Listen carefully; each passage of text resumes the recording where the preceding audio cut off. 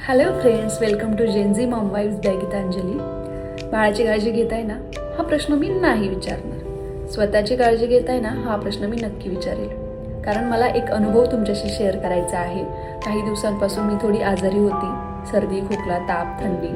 पण आता मी बऱ्यापैकी बरी झालेली आहे आणि मला असं शेअर करूशी वाटलं की स्वतःची पण काळजी घ्या.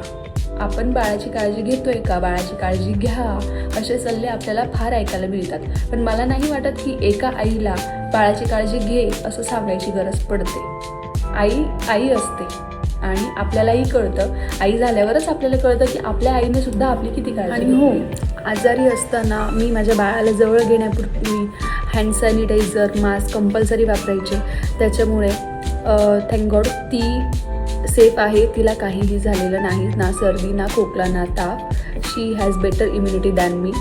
And also I want to share की काही जण म्हणता आईला झालं आहे इन्फेक्शन, व्हायरल झालं आहे, सर्दी खोकला बाळालाही होईल. तर अजिबात नाही. उलट आईच्या शरीरात अँटीबॉडीज तयार होतात आणि आईच्या दुधातून ते अँटीबॉडीज बाळापर्यंत पोहोचतात, जे की त्यांना प्रोटेक्ट करतात. सो इट्स नॉट नेसेसरी की आई आजारी पडली आता बाळ आजारी पडेल. नाही, आपण प्रिकॉशन घ्या. स्वतःच्या मनाला विचारा, गीतांजली तुला आज स्किन केअर करायचं आहे ना, वेळात वेळ काढून कर. गीतांजली तुझं हेअर केअर डे आहे, केस धुवायचे आहेत, कंडिशनर लावायचं आहे, शॅम्पू लावायचा आहे. बाळाला झोपवून तुझ्या टाईमनुसार ॲडजस्ट करून तू ते कर. बघा, आपल्याला लोकांसाठी नाही करायचं, आपल्याला स्वतःसाठी करायचं.